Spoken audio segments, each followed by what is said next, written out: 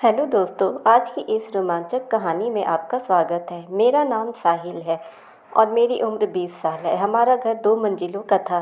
नीचे हम रहते थे और ऊपर हमेशा किराएदार रखते थे। पिछले कुछ महीनों से मेरी बहन की शादी की तैयारियां चल रही थी, इसलिए ऊपर का कमरा खाली किया गया था। कुछ ही दिनों में दीदी की शादी हो गई और वो अपने ससुराल चली गई। शादी का समारोह पूरा हुए 2 महीने हो चुके थे, इसलिए मेरी माँ ने उस कमरे को फिर से किराए पर देने का फ़ैसला किया। रोज़ कई लोग उस कमरे को देखने आ रहे थे, लेकिन मेरी माँ ने फ़ैसला किया था कि वो कमरा केवल एक परिवार को ही देंगी, क्योंकि कॉलेज के छात्रों को कमरा देने पर वो बहुत शोर करते हैं और समय पर किराया भी नहीं देते हैं। कुछ दिनों बाद एक फैमिली किराएदार के रूप में हमारे घर आई। वो परिवार बहुत सीधा साधा और शिष्टता से भरपूर था। उसमें माँ बाप और सीमा नाम की उनकी बेटी थी। सीमा की उम्र थोड़ी ज़्यादा थी, लेकिन वो बहुत ही होशियार और गुणवान थी। उसे पढ़ाई करने और किसी ऊंचे पद की नौकरी करने की बहुत इच्छा थी, इसलिए उसने अभी तक शादी नहीं की थी। उसके माता पिता ने कई बार उसे शादी के लिए कहा था, लेकिन वो हमेशा कहती थी कि पहले मुझे एक अच्छी नौकरी मिल जाए, फिर मैं शादी के बारे में सोचूंगी। सीमा के माता पिता भी उसके सपनों को समर्थन करते थे। सीमा सच में बहुत पढ़ाकू लड़की थी। वो हर साल कॉलेज में टॉप करती थी। सीमा अपनी पढ़ाई में इतनी मगन रहती थी कि कभी कभी तो मुझे भी उस पर बहुत गर्व होता था। दूसरी तरफ मैं भी पिछले 1-2 साल से परीक्षाओं की तैयारी कर रहा था। मेरा ग्रेजुएशन पूरा हो चुका था, लेकिन कुछ तकनीकी समस्याओं, खासकर इंग्लिश की वजह से मुझे पढ़ाई में बहुत दिक्कत आ रही थी। एक शाम की बात है, मैं और मेरी माँ घर में बैठकर टीवी देख रहे थे। तभी सीमा हमारे घर आई। वो पिछले महीने का किराया देने आई थी। उसने मेरी माँ के हाथों में किराया पकड़ाया और जाने लगी। तभी मेरी माँ ने उससे पूछा कि सीमा, तुम्हारी पढ़ाई कैसी चल रही है? सीमा हंसते हुए बोली, हाँ आंटी, बहुत अच्छी चल रही है। उसकी बात सुनकर मेरी माँ को अचानक से एक आइडिया आया। वो बोली, सीमा, हमारा साहिल भी परीक्षाओं की तैयारी कर रहा है, लेकिन उसे अंग्रेजी में थोड़ी मदद की ज़रूरत है। अगर तुम उसे पढ़ाओगी तो उसे बहुत फ़ायदा होगा। सीमा बोली कि मुझे साहिल की मदद करने में कोई दिक्कत नहीं होगी और उसे पढ़ाते समय मेरा भी अभ्यास हो जाएगा। मेरी माँ ने तुरंत तय किया कि कल से साहिल तुम्हारे पास आ जाएगा और तुम उसे पढ़ा देना। सीमा बोली, ठीक है आंटी, और वैसे भी मैं दिन भर अकेले पढ़ाई करती रहती हूँ। अगर साहिल भी मेरे साथ पढ़ाई करेगा तो इसमें हम दोनों का फ़ायदा होगा। फिर दूसरे दिन तय समय के अनुसार मैं सीमा के पास कुछ किताबें लेकर गया। वो कमरे में बैठकर पढ़ाई कर रही थी। उसका दरवाज़ा थोड़ा सा खुला था, इसलिए मैंने हल्के से दरवाजे पर दस्तक दी। उसका ध्यान मेरी ओर गया। वो तुरंत उठी और हंसते हुए बोली कि आओ साहिल, मैं तुम्हारा ही इंतज़ार कर रही थी। उसने मुझे बैठने के लिए कुर्सी दी। वो बोली, क्या मैं पूछ सकती हूँ कि तुम कब से तैयारी कर रहे हो? मैंने बताया कि पिछले 1 साल से कुछ किताबें पढ़ रहा हूँ। इस पर वो हंसते हुए बोली कि अच्छा ठीक है, लेकिन मुझे तुम पर काफ़ी मेहनत करनी पड़ेगी। सीमा सच में बहुत होशियार थी। वो अलग अलग विषयों पर मुझे भरपूर जानकारी देती थी।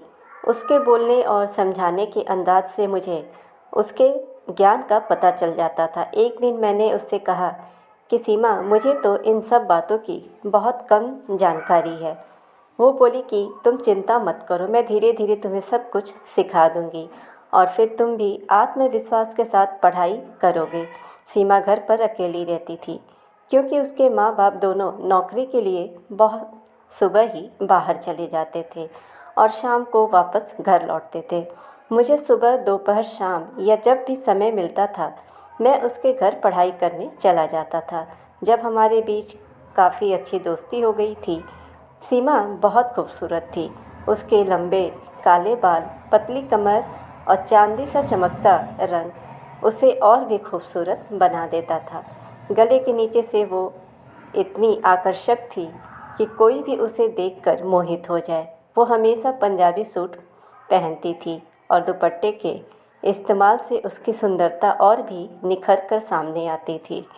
कुछ महीनों बाद बैंक में एक अच्छे पद की नौकरी के लिए वैकेंसी निकली, इसलिए हम दोनों उस परीक्षा की तैयारी करने में लग गए थे। मुझे बैंकिंग क्षेत्र की नौकरियां ज़्यादा पसंद हैं, इसलिए मैं इस मौके का फ़ायदा उठाना चाहता था। एक दिन कुछ काम के चलते मुझे उसके घर पढ़ाई के लिए जाने में देर हो गई। करीब 2 बजे जब मैं ऊपर गया तो मैंने देखा उसका दरवाज़ा खुला था। मैंने दरवाज़ा खोलकर देखा तो वो झाड़ू लगा रही थी। वो झाड़ू लगाने में इतनी व्यस्त थी कि उसे मेरे आने का पता ही नहीं चला। वो झाड़ू लगाते समय नीचे झुकी हुई थी और उसने अपने कंधों पर दुपट्टा नहीं लिया हुआ था। हालांकि मैं देखना तो नहीं चाहता था, लेकिन अचानक से मेरा ध्यान उसकी सुंदरता पर चला गया। उसे देखकर मैं कुछ पलों के लिए स्थिर हो गया। उस पल मुझे समझ में आया कि मुझे अपना ध्यान कहीं और नहीं लगाना है। मुझे तुरंत खुद को संभालना है और उसे आवाज़ दी, सीमा, मैं आ गया। उसके बाद उसका ध्यान मेरी तरफ गया। वो मेरी तरफ देखकर बोली कि अरे, आज तो तुम काफ़ी देर से आए हो। मैंने हंसते हुए पूछा कि तुम दोपहर में झाड़ू क्यों लगा रही हो। वो बोली, कुछ नहीं, बस थोड़ी सी गंदगी हो गई थी। लेकिन शायद तभी उसे याद आया कि उसने दुपट्टा नहीं लिया हुआ है। वो तुरंत झाड़ू वहीं रखकर पीछे वाले कमरे में भागकर गई और कुछ ही पलों में वो दुपट्टा लेकर बाहर आई। मुझे उस पर थोड़ी शर्मिंदगी महसूस हुई। मैं अंदर गया और कुर्सी पर बैठ गया। वो भी मेरे सामने आकर बैठ गई और फिर हम दोनों पढ़ाई करने लगे। हमने अपनी किताबों में ध्यान लगाकर पढ़ना शुरू किया। दोपहर में हम जब भी पढ़ाई करते थे, वो हमेशा कुछ नाश्ता बनाती थी और मुझे भी खिलाती थी। आज भी वो खाने के लिए पकौड़ियाँ लेकर आई और शाम के 5 बजे वो बोली कि मुझे बाज़ार जाना है, कुछ सामान लाना है, लेकिन बहुत आलस आ रहा है। मैंने उसे चिढ़ाते हुए कहा कि मुझे बता दो क्या क्या लाना है, मैं ले आऊँगा। वो बोली कि नहीं, तुम नहीं ला सकते। फिर मैंने थोड़ा मजाक करते हुए कहा कि अरे, ऐसा क्या है जो मैं नहीं ला सकता। वो हंसते हुए बोली कि तुम रहने दो, मैं ही चली जाऊँगी।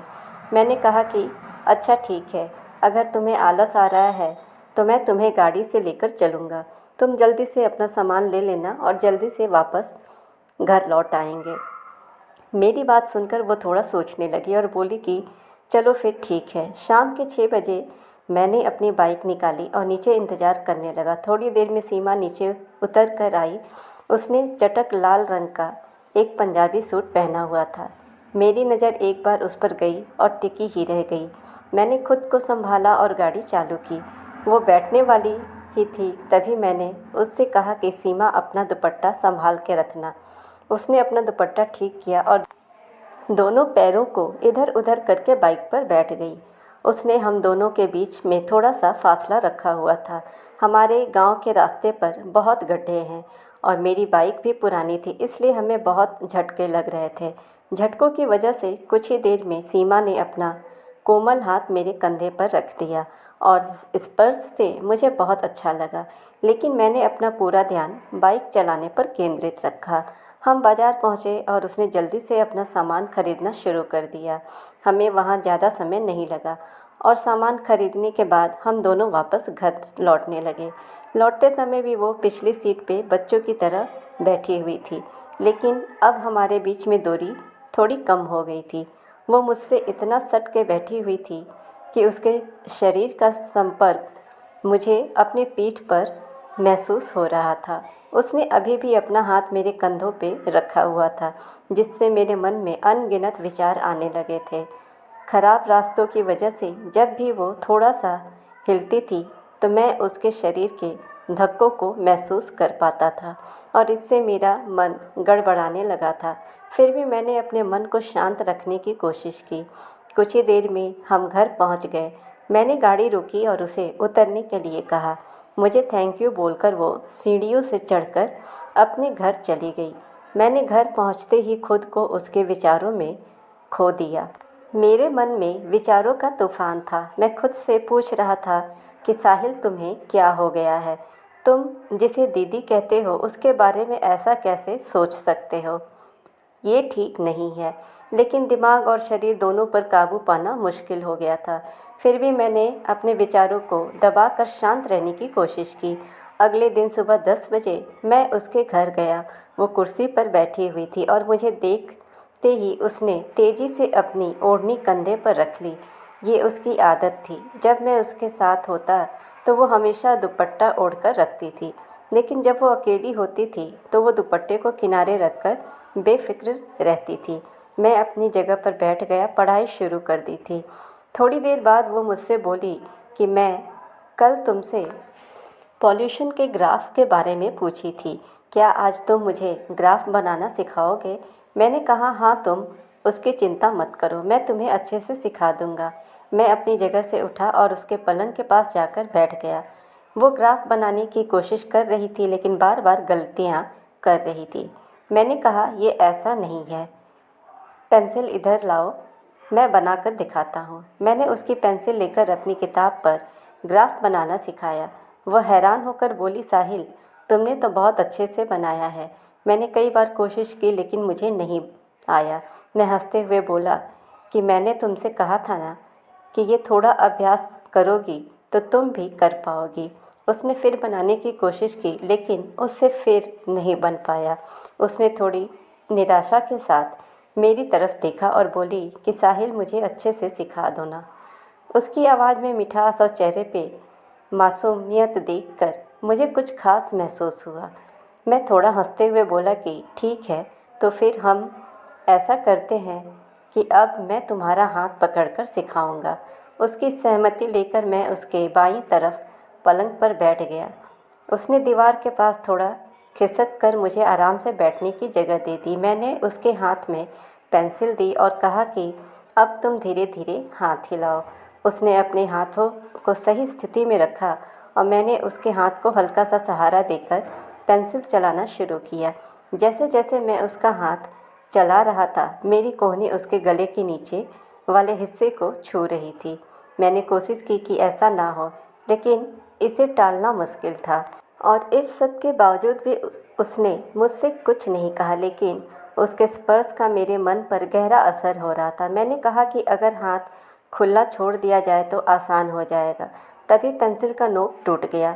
मैंने उसके हाथों से अपना हाथ हटाया और कहा कि थोड़ा रुको, मैं किचन से पानी पीकर आता हूँ। मैंने किचन में जाकर ठंडी पानी पी, लेकिन पानी पीने के बाद भी मेरे दिल की धड़कन शांत नहीं हुई।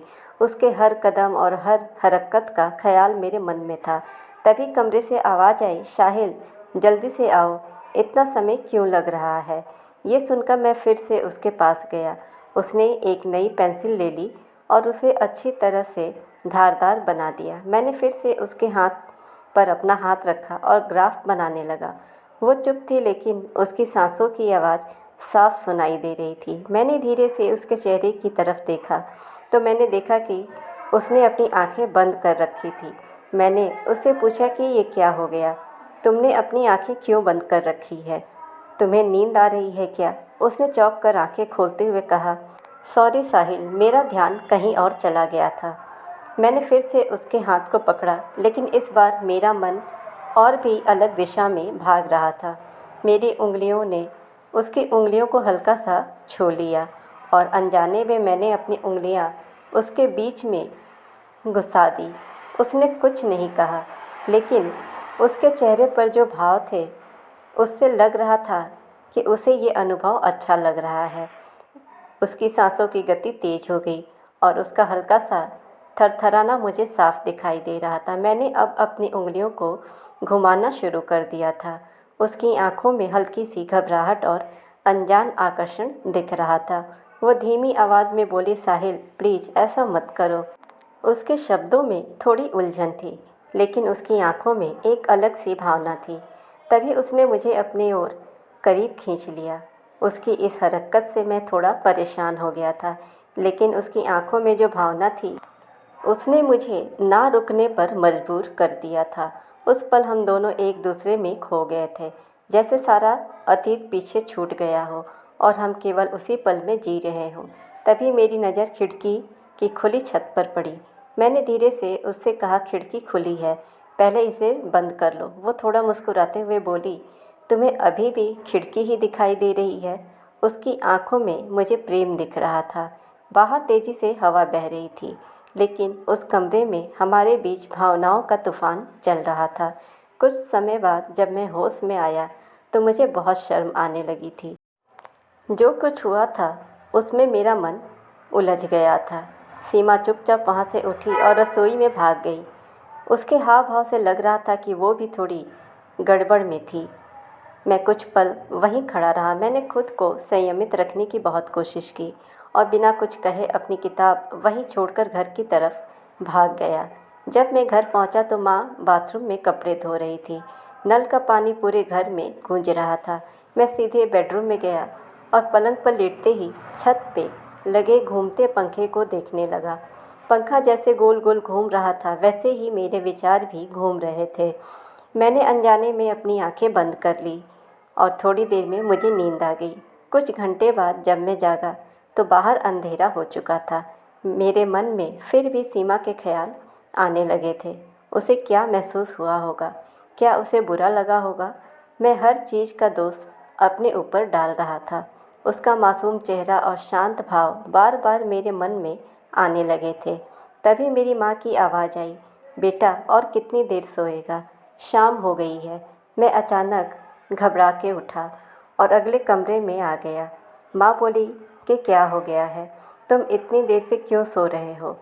कल रात में नींद नहीं आई थी क्या? मैंने जानबूझ के मुस्कुराते हुए कहा कि हाँ माँ, कल रात अच्छे से नींद नहीं आई थी, इसलिए मैंने दिन में अच्छी नींद ले ली। अगले 2 दिन में सीमा के घर मैं नहीं गया और उसने भी मुझे नहीं बुलाया। पहले मैं जब भी उसके घर नहीं जाता था तो वो हमेशा मुझे बुला लेती थी, लेकिन इस बार वो चुप थी। ये सब मुझे बहुत खटक रहा था। मैं अपना ज़्यादातर समय घर में ही बिता रहा था। माँ ने एक बार पूछा, ये क्या हुआ है? 2 दिन से तुम पढ़ाई करने के लिए सीमा के पास नहीं जा रहे हो। मैंने बस किसी बहाने से उन्हें शांत कर दिया। तीसरे दिन सुबह मैं बगीचे में पेड़ पौधे को पानी दे रहा था। तभी अनजाने में मेरी नज़र ऊपर वाले माले पर पड़ गई। सीमा वहीं खड़ी थी और उसकी भी नज़र मुझ पर थी, लेकिन मेरे देखते ही उसने तुरंत अपनी नज़रें चुरा ली। थोड़ी देर बाद मैंने फिर से देखा, वो अभी भी वहीं खड़ी थी, लेकिन इस बार उसकी नज़र मुझ पर नहीं थी। तभी मेरी माँ बाहर निकल आई और उनकी नज़र सीमा पे पड़ गई। वो सीमा से बोली कि ये क्या बात है सीमा, 2 दिन से पढ़ाई बंद है, ऐसा लगता है कि कोई समस्या है। सीमा झिझकते हुए बोली, नहीं आंटी, परीक्षा नज़दीक है इसलिए पढ़ाई कर रही हूँ, और साहिल कहता है कि उसका सिर दर्द कर रहा है इसलिए वो नहीं आया। माँ ने मेरी तरफ मुड़कर पूछा, क्या हुआ है तुझे? तुमने मुझे कुछ क्यों नहीं बताया? मैंने जल्दी से जवाब दिया, हाँ माँ, थोड़ा सिर दर्द कर रहा है, लेकिन अब ठीक है। मैंने फिर सीमा की तरफ देखा और कहा, आज मैं पढ़ाई के लिए आऊँगा। उसने धीरे से कहा, ठीक है। थोड़ी देर बाद मैंने अपनी किताबें लेने के लिए बैग खोला तो मुझे ध्यान आया कि मेरी किताबें तो सीमा के पास ही रह गई हैं। इसलिए मैंने जानबूझकर ऐसी किताब उठाई जो ज़्यादा काम की नहीं थी, उसे हाथ में लिया और सीमा के घर जाने के लिए सीढ़ियाँ चढ़ने लगा। सीमा हमेशा की तरह अपने कंधे पर किताब रख कर पढ़ रही थी। मैंने उससे कोई बात नहीं की और सीधे कुर्सी पर बैठकर किताब खोल ली, पर काफ़ी ध्यान लगाने के बाद भी मेरा पढ़ाई में ध्यान नहीं लग रहा था। कुछ समय बाद मेरे सहन शक्ति का बांध टूट गया। मैं सीमा की तरफ देखते हुए बोला, सीमा, लेकिन इतना कहकर मैं रुक गया। वो अभी भी अपनी पढ़ाई में मगन थी। मैंने फिर से उसका नाम लिया तो वो बोली, हाँ बोलो साहिल, क्या बात है? मैं थोड़ा घबराते हुए बोला कि उस दिन जो भी हुआ उसके लिए सॉरी। सीमा ने हल्की सी मुस्कुराहट के साथ कहा कि कोई बात नहीं साहिल, तुम उस बारे में ज़्यादा मत सोचो, जो होना था वो हो चुका है। अब सब भूल कर अपनी पढ़ाई पर ध्यान दो। सीमा की समझदारी ने मुझे बहुत हल्का महसूस कराया और इससे मुझे उसके प्रति और भी ज़्यादा सम्मान महसूस हुआ। मैंने चुपचाप पढ़ाई शुरू की। थोड़ी देर बाद उसने कहा कि साहिल, तुम उस बात पर ज़्यादा विचार मत करो, अगले महीने हमें परीक्षाएं देनी है। अब बस अपनी पढ़ाई पर ध्यान दो। इस बार हमें पास होना है। इसके बाद हम दोनों सच में मन लगा के पढ़ाई करने लगे। वो मेरी हर तरह से मदद करती थी और प्रोत्साहित भी करती रहती थी, लेकिन मेरे मन में उसके लिए भावनाएं बढ़ती ही जा रही थी। मुझे वो बहुत पसंद आने लगी थी। परीक्षा होने में 7 दिन बाकी रह गए थे। उस दिन मैं सीमा के पास गया, अपने साथ एक गुलाब का फूल ले गया। पढ़ाई करते समय मैंने बहुत सोचा कि उसे ये फूल दूँ या ना दूँ। आखिरकार हिम्मत करके मैंने उसे गुलाब का फूल दे दिया। वो नीचे देख रही थी, लेकिन जब उसने मेरे हाथ में गुलाब देखा तो उसके चेहरे पर हल्की सी मुस्कान आ गई। उसने मुस्कुराते हुए थैंक यू बोला और मेरे हाथ से फूल ले लिया। उसकी प्रतिक्रिया देखकर मेरा आत्मविश्वास बढ़ गया था। मैंने हिम्मत जुटाकर कहा कि सीमा, मैं तुमसे कुछ कहना चाहता हूँ। मैं उम्र में तुमसे कुछ साल छोटा हूँ, लेकिन मुझे तुम बहुत पसंद आ गई हो। सीमा ने थोड़ी देर सोचा और शांत स्वर में कहा कि साहिल, मैं भी तुम्हें पसंद करती हूँ। ये सुनकर मेरा दिल खुशी से भर गया। मैं खुद को सातवें आसमान पर महसूस कर रहा था। मैंने खुशी से सीमा को गले लगा लिया, लेकिन सीमा तुरंत गंभीर हो गई और बोली, साहिल, हमें इस समय अपनी परीक्षा पर ध्यान देना चाहिए। हमारी पढ़ाई पूरी होने के बाद हम इस बारे में बात कर सकते हैं। इसके बाद हमने और भी मेहनत से पढ़ाई की। हम दोनों ने परीक्षा दी और दोनों अच्छे नंबरों से पास हो गए। कुछ दिनों बाद हमारे दोनों घरों में ज्वाइनिंग लेटर आया। हम दोनों के माँ बाप बहुत खुश थे। मेरे पापा ने मुझे बोला कि सीमा दीदी को थैंक यू बोल दे। अगर वो नहीं होती तो तू इतने अच्छे नंबर से पास नहीं होता। तभी मेरी माँ ने हल्की सी शरारत भरी मुस्कान के साथ कहा कि वो दीदी नहीं है, सीमा हमारे घर की होने वाली बहू है। साहिल उसका होने वाला पति है। आज उसे दीदी क्यों बोल रहे हो? इतना कहकर हम दोनों के घर वाले हंसने लगे। मैं बाहर चला गया और सीमा शर्म के मारे अंदर भाग गई। और कुछ इस तरह हमारी खूबसूरत कहानी का नया अध्याय शुरू हुआ।